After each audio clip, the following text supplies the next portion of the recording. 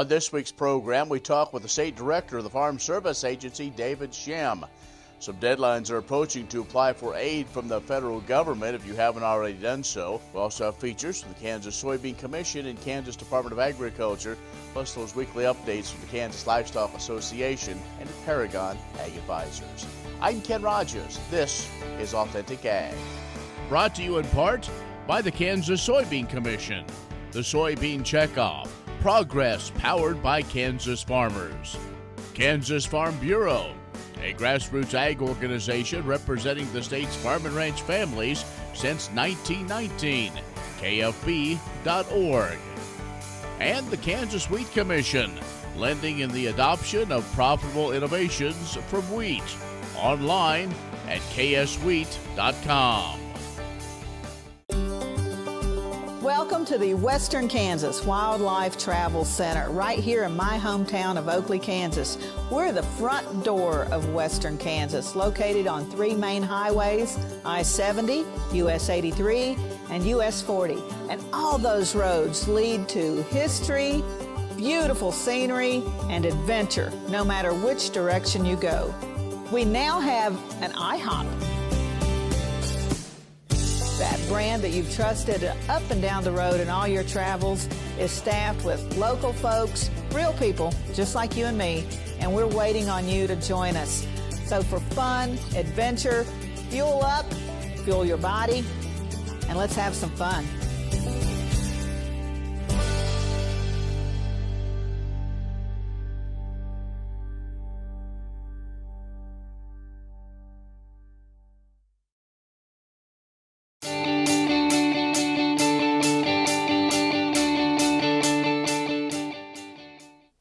In agricultural news from agview.net, the Department of Agriculture says the Farmers to Families Food Box program has distributed more than 20 million food boxes to families affected by COVID-19.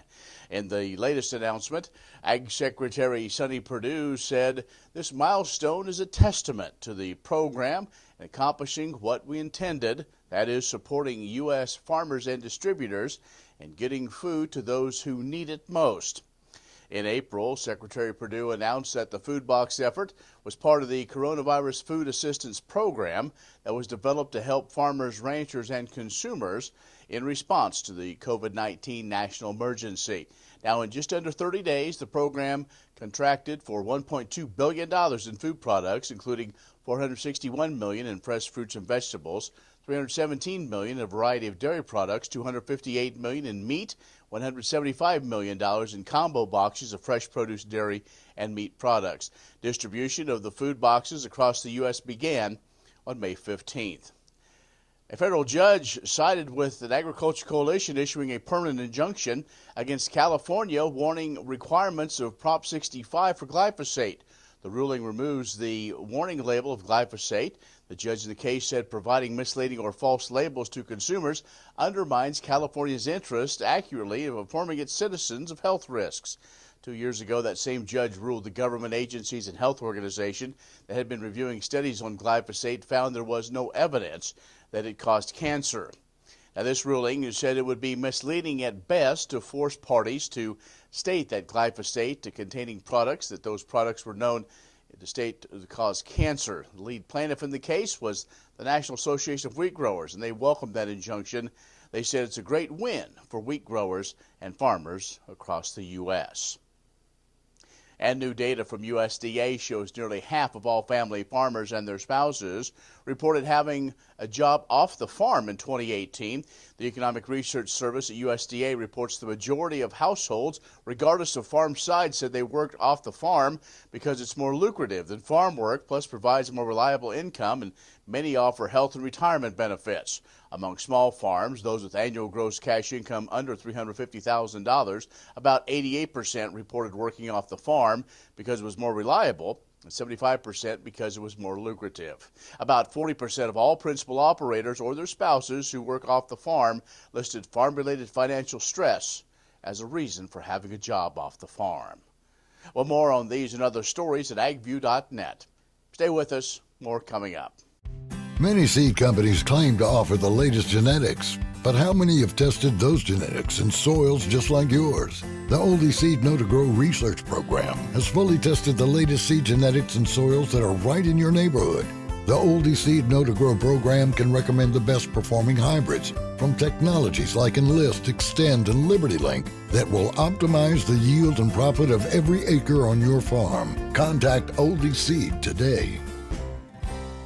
Ag Promo Source is a unique group of marketing specialists with one mission: help your ag business grow. Each affiliate has their own area of expertise, and they work together to bring you advice, products, and services. To get started, visit agpromosource.com. Ag Promo Source. Together we grow.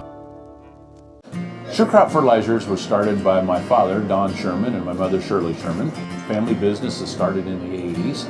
We predominantly focus on plant nutrients and what we can do to give growers better responses with the fertilizer dollars that they do, and what we can do to make those things work better for the grower. We're based out of Seneca, Kansas. We work with growers in their soil analysis to figure out what they need, and then we can put those in a blend that gives them the best results, and so that we can deliver that direct to their farm so that they have those nutrients where they need them, when they need them, and so that they can apply them in a manner that's very efficient to them and works well in their planting systems and what they're doing. Sure Crop Fertilizers has been around for a long time. We always say we're big enough to take care of everything you need, but we're small enough to do it quickly. You can get a hold of us at 1-800-635-4743. Our website is surecropfertilizers.com, and you can always email me at Corey@surecropfertilizers.com, and with any questions you have, we're glad to answer it and work with you. At Farm Credit, we partner with America's farmers who work hard each and every day to grow the food that we all enjoy. It's not an easy task, but it's an important one. Farm Credit is proud to work with farmers and ranchers, lending support in rural America. Kansas Farm Bureau has served farm families in rural Kansas for more than 100 years, and we're pleased to offer new healthcare coverage choices for Kansans in 2020 through Kansas Farm Bureau health plans. No matter what stage of life you're in, we'll have options that fit your lifestyle. Plus, our network of providers is one of the largest available throughout the state of Kansas and beyond. For more information, including the different plans available, or to get a quote, visit kfbhealthplans.com. In 1821, a trade route was opened from Missouri in the United States across prairies and mountains to Mexico. In 2021, we will mark 200 years of epic conflicts and grand adventures, larger-than-life personalities, and sweeping landscapes. Join us on an historic journey. The Santa Fe Trail lives on. Find us on social media or santafetrail.org.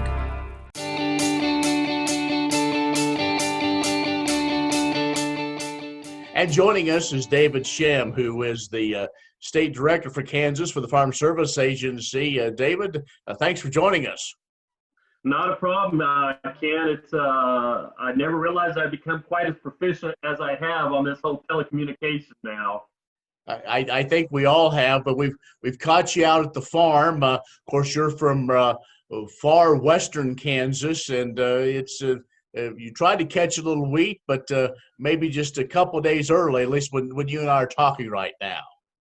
Yeah, the wheat's really come along. Obviously, we tend to be pretty used to wind out here, Ken, but we've had just, it seems like 2 weeks worth of 30 and 40 mile an hour wind and 90 plus temperatures. So obviously that really moves that wheat along pretty fast. But wheat's really changing. There has been some neighbors around that have cut some wheat. I haven't heard yet what the results look. Amazingly, a lot of the wheat looks fairly decent out here, Ken, concerning the lack of moisture and the heat that we've had thus far. But I think there's been a little bit of delay. We've had some isolated showers here and there, but I definitely see as we come towards the weekend here, we'll be at full swing. Well, David, we wanted to talk to you about several things going on at the Farm Service Agency. First and foremost is the sign up still going underway this summer for the Coronavirus Food Assistance Program. We know a CFAP to get assistance directly to farmers and ranchers. Yeah, absolutely, Ken. And our offices have been doing just an absolutely outstanding job out there. just like, the title says, that the pandemic or the COVID-19 has really put some challenges for our offices out there to continue to be able to serve producers. We've got locations where, we've got a fair amount of positive cases in a county, and they're increasing, and those offices have been really had to take some measures to make sure that everybody can stay safe. And then obviously, in some of our areas, some of the counties have not had a single case yet. And so, we're trying to get a balance there and working with them. And so it's just been really amazing. Right now we have already approved and paid out over 26,000 applications on the CFAP, and that equates out to over $200 million that we have sent out there. So again, just absolutely amazing what the offices have gotten done.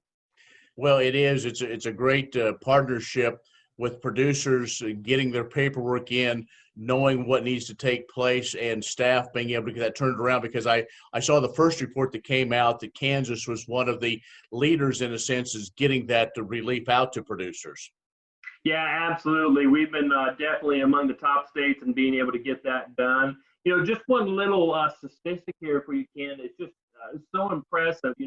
Obviously, when a producer drops off their application, after they've gone in or talked with their, people in their office there, and they drop off that application, we've got to go in and review it.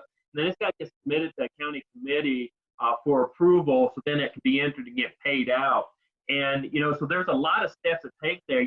We're actually turning out these applications in and only about, actually a little bit less than 4.5 days. So it's just been amazing to me that, the offices, again, we're talking here over the phone that these offices are dealing with these same type of challenges and trying to make sure they can get these applications approved and back out to our producers. So, I know we had talked about it before. Obviously we had some RPLC for 2020 sign up going on.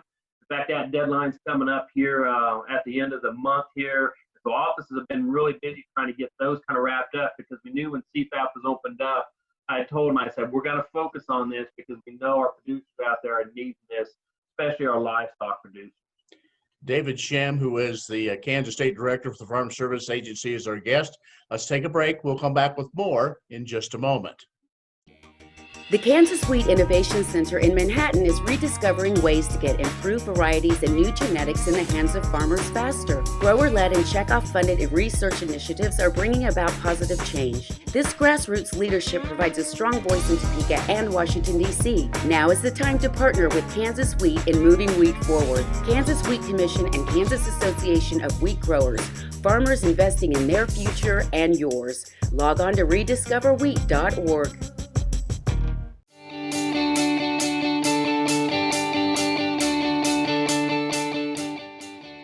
And our guest this week is David Shim, who is the State Director for the Kansas Farm Service Agency and part of USDA, of course, if you didn't know that.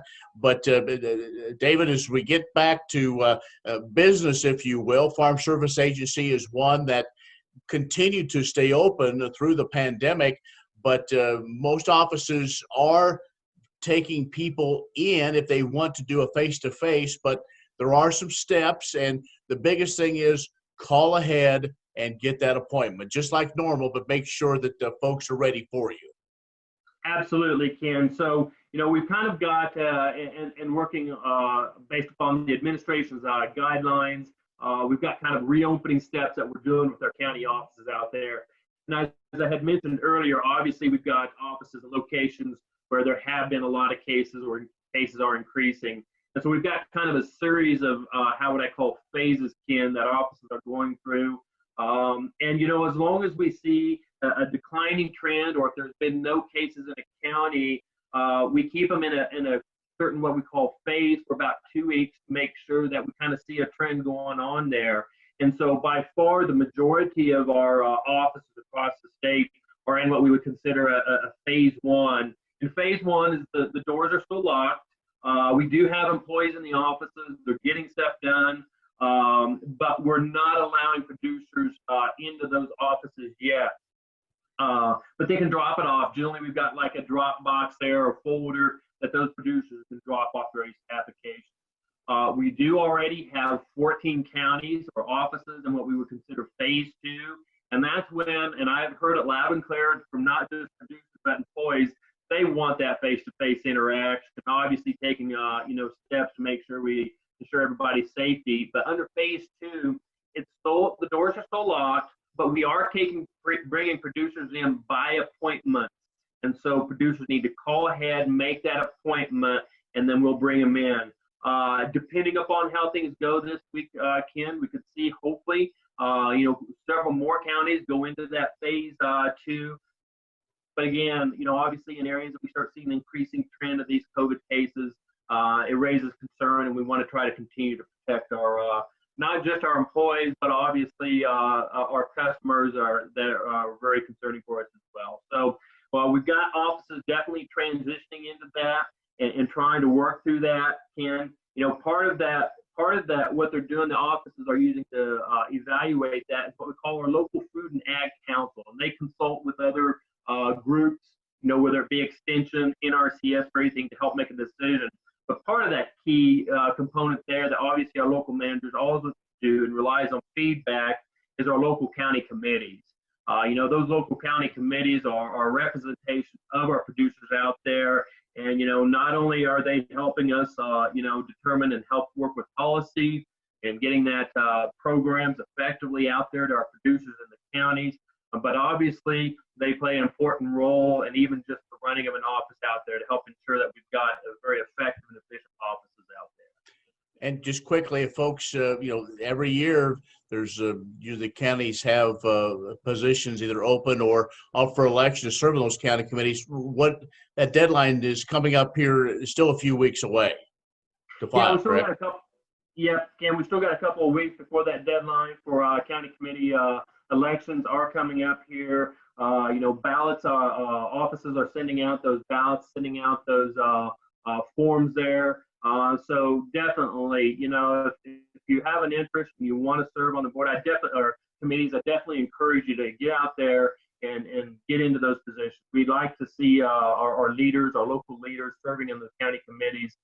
We just can't be the agency that we are now without help from those county committees. It's one of the things that's always been dear in my heart for FSA, is that truly we're a reflection of the grassroots of our producers out there. And those county committees are obviously that critical link that we can't get it done without them. All right, David, we appreciate the update with everything that's going on. A big task ahead. And of course, our hats off to all those county folks and all the great things that they do. So good luck with you and your wheat harvest. And I'm sure we'll be talking again soon with more updates. Thanks, David. Thank you, Ken. David Shim, who is the Kansas Director for the Farm Service Agency, has joined us. Stay with us. We'll have more in just a moment. Kansas Corn reminds you that E15 fuel is the right choice for every kind of driver. For the car enthusiast, E15 has higher octane. For the thrifty driver, E15 is priced lower than regular unleaded. For the nature lover, E15 provides cleaner air. For the shopper who buys local, E15 has more ethanol from our Kansas corn farms. Choose E15 for a higher octane, lower price, cleaner American fuel. Message from the Kansas Corn Commission. Learn more at kscorn.com.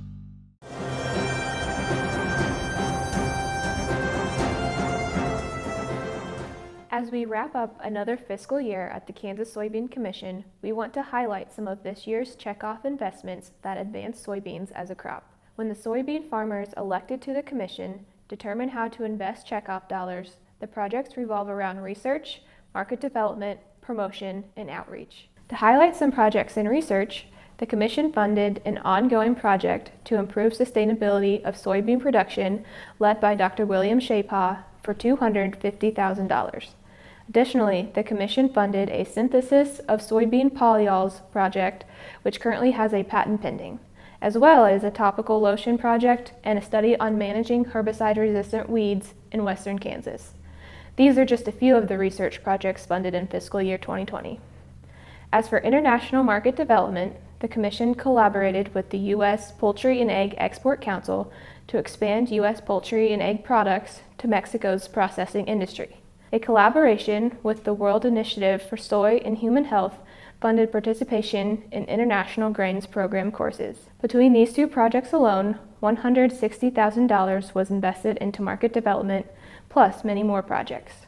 To share the value of soybeans, the Commission funded many projects in promotion and outreach during fiscal year 2020. Projects in this category include soy foods promotion, the Emerging Leaders Academy, the Kansas Soybean Expo, plus print and digital media campaigns. Our farmer leaders look forward to wisely investing checkoff dollars in soybean promotion projects for fiscal year 2021.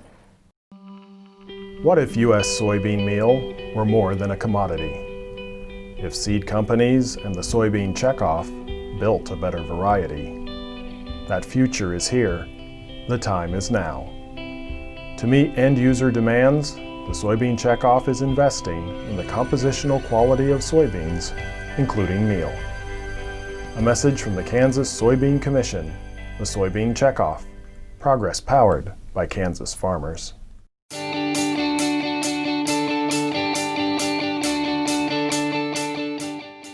This spring and summer, Kansans across the state have rediscovered the joy of buying local foods and are supporting local farmers and ranchers who sell their products directly to consumers in their communities.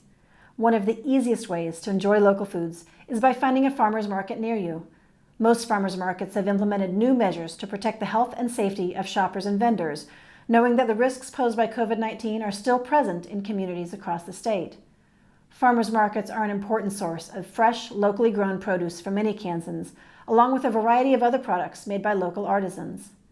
Farmers markets have grown to be a visible and important link between producers and consumers of Kansas products, and they provide farmers, particularly those from small and mid-sized farms, the ability to cultivate closer relationships with their customers. The Kansas Department of Agriculture, through the From the Land of Kansas trademark program, works with 65 registered farmers markets, providing informational opportunities like state and regional workshops and online marketing resources. KDA also assists the farmers markets with food safety best practices and promotes the markets across the state. The increased interest in local foods has only highlighted the importance of farmers markets, as they serve a vital part of the culture of local communities. They also keep revenue in those communities, which helps to strengthen small businesses and the local economies. Farmers markets and the Kansas farmers whom you'll find there contribute to the health, well-being, and quality of life in Kansas. If you don't know where your nearest farmers market is, you can find an interactive map at FromTheLandOfKansas.com that will direct you to a farmers market in your area. I hope we'll meet you at the market this summer. Many seed companies claim to offer the latest genetics, but how many have tested those genetics in soils just like yours? The Oldie Seed Know to Grow research program has fully tested the latest seed genetics in soils that are right in your neighborhood. The Oldie Seed Know to Grow program can recommend the best performing hybrids from technologies like Enlist, Extend, and LibertyLink that will optimize the yield and profit of every acre on your farm. Contact Oldie Seed today.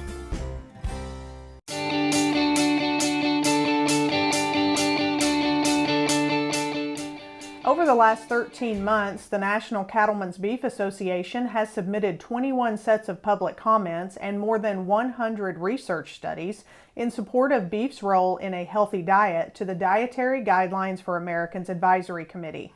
Included in the comments were numerous studies reinforcing beef as an important source of high-quality protein for all ages. This includes Checkoff-funded research demonstrating how lean beef can be the protein of choice in many healthy dietary patterns like the popular DASH and Mediterranean diets.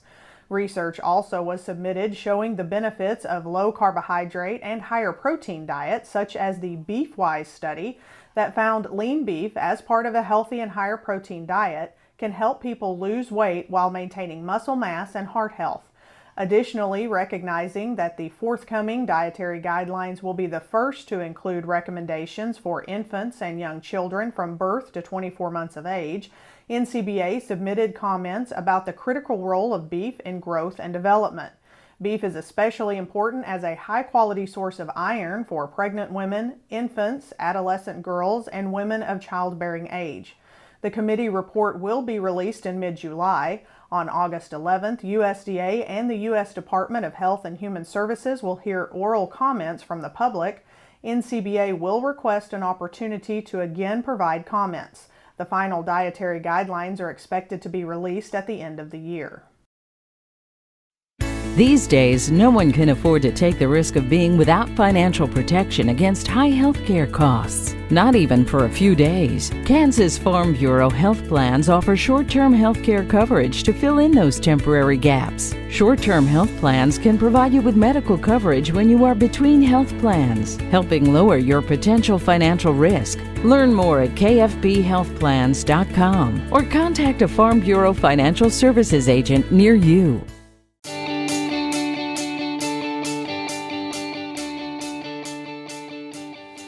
Hey guys, Colette with Paragon Ag Advisors, a division of KCO ISM. The big talk this week is wheat harvest going well and mostly focused on next week's quarterly grain stocks and acreage report. Many are predicting high bean acres and even higher corn acres with high ending stocks and a bearish outlook. Not good for a corn market that's been sideways for over 2 months.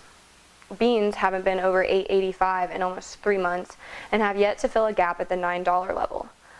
There isn't a lot of news to support the bulls right now, as there's still a lot of uncertainty about China and their performance on the trade deal, as well as what kind of lasting effects coronavirus will have on the markets or political relations with China and others.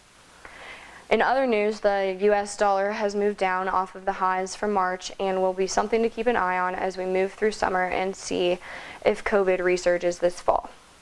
Cattle markets are another market to watch. Trade has been sideways for much longer than we typically see, and many are concerned about what happens this fall if packing plants lose workers or have to shut down because of the virus, with many people using this to call for reform to the packer industry as a whole. We all know there are a lot of moving parts in the ag industry, and there is lots to pay attention to right now especially. Do not let your marketing fall to the wayside. It is important as ever to be marketing proactively. If you have questions on what that might look like for you or what you should be doing, give us a call at 888-452-8751 or visit us at kco.com. I'm Colette at Paragon. Have a good day. Well, that's our show this week. I'm Ken Rahjes. Right now, one of those paydays on the farm, wheat harvest. Be safe, look up, and look ahead for safety's sake. Thanks for watching. We want to make sure that you're here next time to join us for Authentic Ag.